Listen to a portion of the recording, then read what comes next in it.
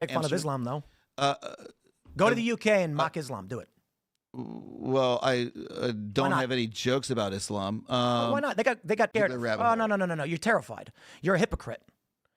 What? Are there jokes you can make about Islam? Mohammed banged a little girl, right?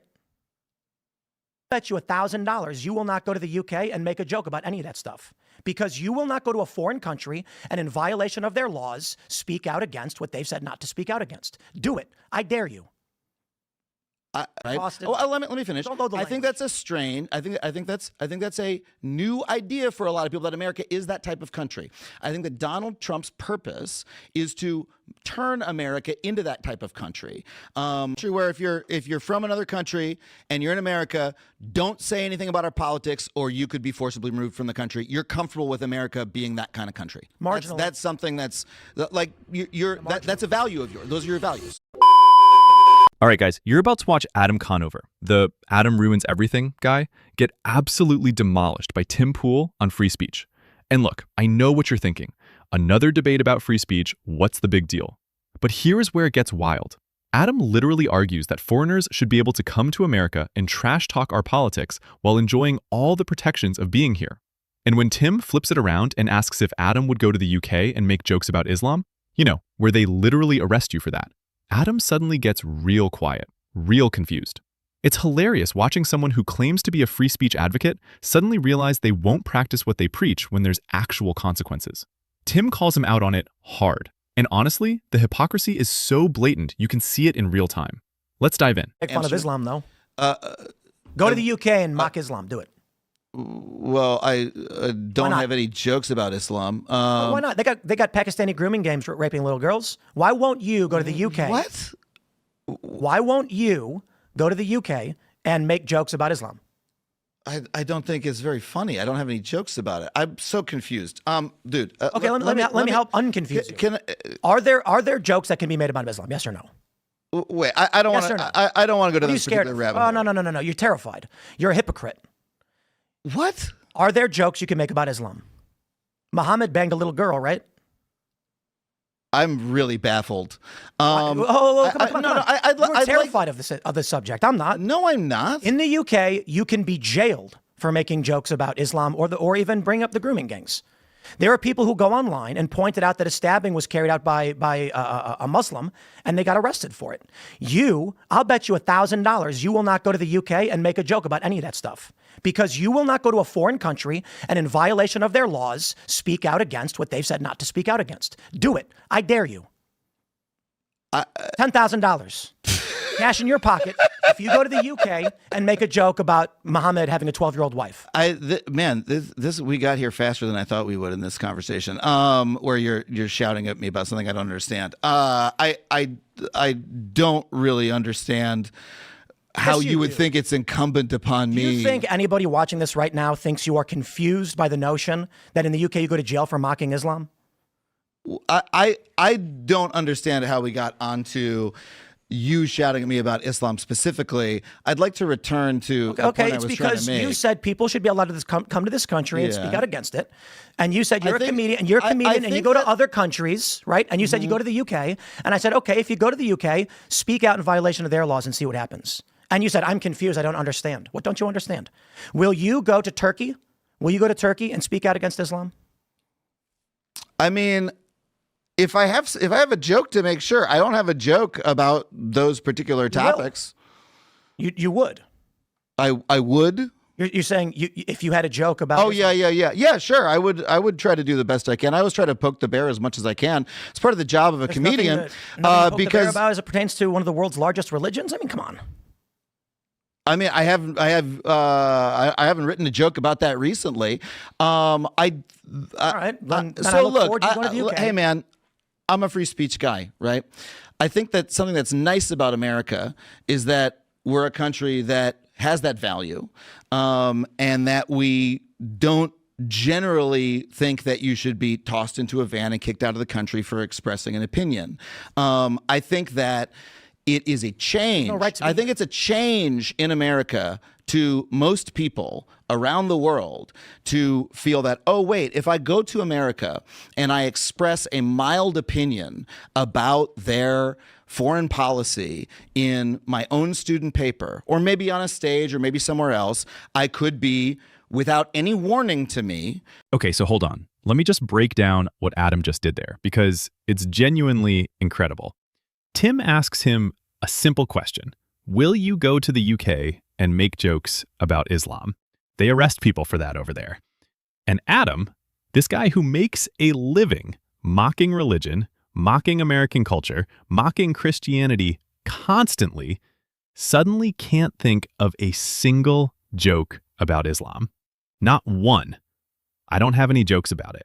Come on, dude. You're a professional comedian, and you can't think of one joke about a religion with over 1 billion followers? He's lying. He knows he's lying, and Tim knows he's lying. And the reason he won't do it is obvious. It's the same reason literally no mainstream comedian touches Islam with a 10-foot pole, because there are actual consequences. You mock Christianity, you get applause from the left. You get Netflix specials.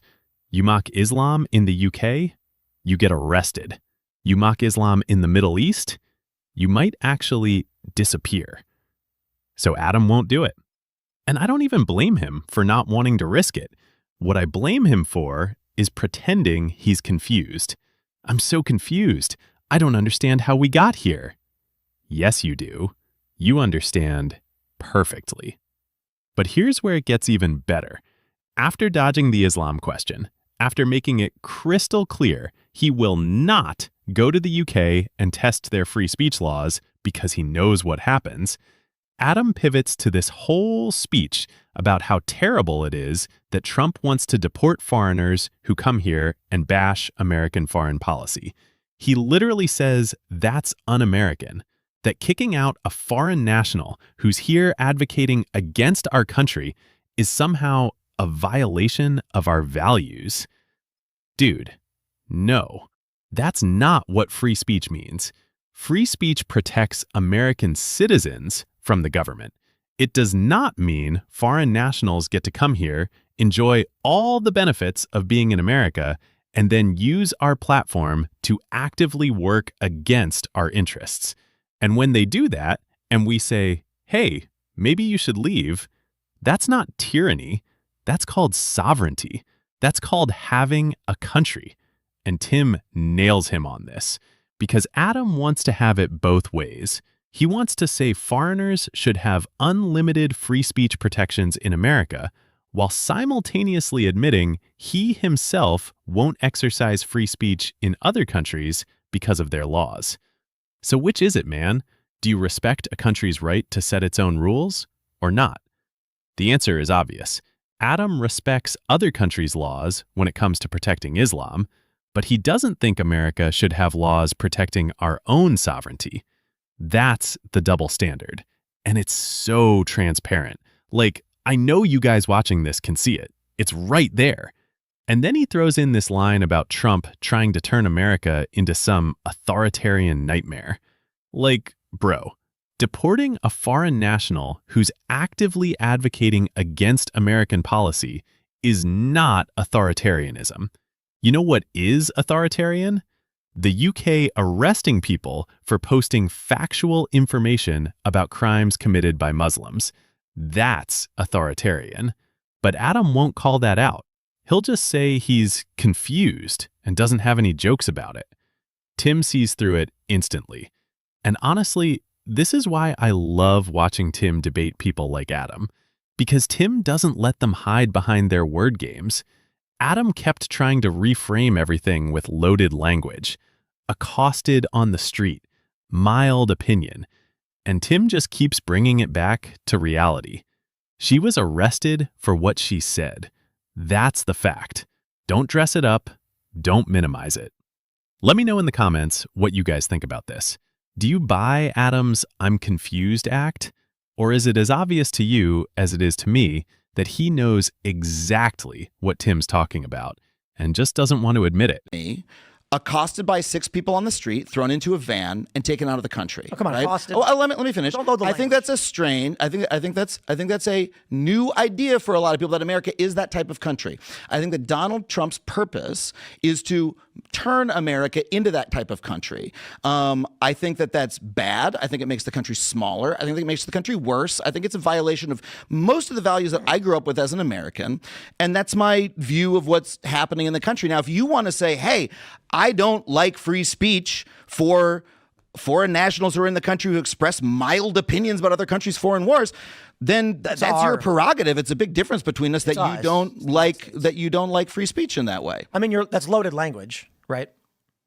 Yeah, all the language you're using is pretty loaded. Well, you keep using adjectives to describe things to diminish one thing while exacerbate or exaggerate something else. I do use the English language to express my thoughts and opinions. Yeah. Yeah, but it's straw manning. It's not a legitimate attack of the ideas, right? So accosted on the street. Come on. She was arrested. Okay. She was arrested by a relatively large group of men compared to what a normal arrest would require, which I think they didn't need to do and was silly. So we can say she was arrested by several men, unmarked, or plain clothes, which didn't need to happen.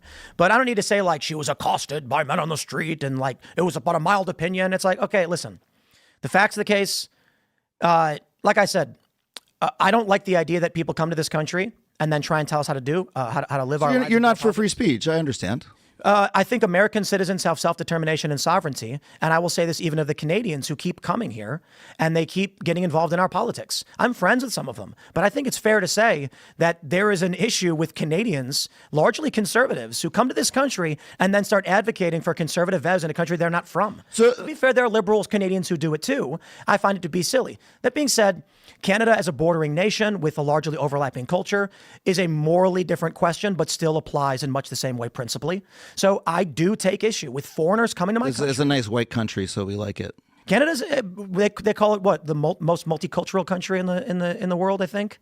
Mm-hmm. They big on immigration. I think Toronto is considered to be the most multicultural city in the world. Yeah. So Canada actually is. You can call it a nice white country. That's technically the truth, but it also is very, very much in favor of immigration and diversity and all these things, largely what many of the conservatives who come here are speaking out against.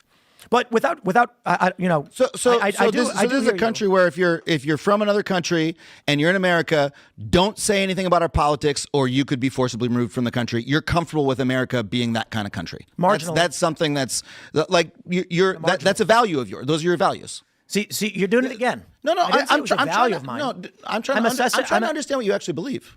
Yeah, I'd say marginally it's a good, because I think that's a point of distinction. Like it's useful in a conversation like this to be like, okay, I have my value, you have your value, and my value is like I really like it when people say what the fuck they think about any country's politics. We can simplify it. My value would just be, to whatever mathematical degree, American sovereignty supersedes the right of foreigners to speak about our politics. All right, so let's wrap this up. Tim Pool absolutely demolished Adam Conover in this exchange. Like, it wasn't even close. Adam walked into this thinking he could play the free speech champion card and got immediately exposed for being a selective free speech advocate. And that's the worst kind, because at least if you're openly anti-free speech, we know where you stand. But Adam wants to pretend he's this principled defender of expression right up until the moment it might actually cost him something. Here's the thing about people like Adam. They love free speech when it's convenient. When it's mocking Christianity, mocking conservatives, mocking Trump, mocking traditional American values, that's all fair game. That's brave. That's speaking truth to power. But the second you flip it around and say, okay, go mock Islam in a country where they arrest you for it, suddenly it's, I don't have any jokes about that, and I'm confused about how we got here. You're not confused, dude. You're scared. And you should be, but don't pretend you're not. And then the pivot to defending foreign nationals who come here and trash talk America. That's where Adam really lost the plot. Because this isn't about free speech anymore at that point. This is about sovereignty. This is about whether America gets to decide who stays in America and under what conditions. And the answer is obviously yes. Every country on earth does this. If you go to another country as a guest and you start publicly agitating against that country's government, they have every right to kick you out. That's not controversial. That's just how nations work. But Adam frames it like it's some fascist nightmare because Trump is doing it. And that's the game, right? When the left does something, it's common sense immigration enforcement. When Trump does the exact same thing, it's authoritarianism and un-American. It's exhausting. And Tim called him out on it perfectly. The funniest part to me is Adam trying to act like Canada being a nice white country is some gotcha. Like, dude, Canada has strict immigration laws too.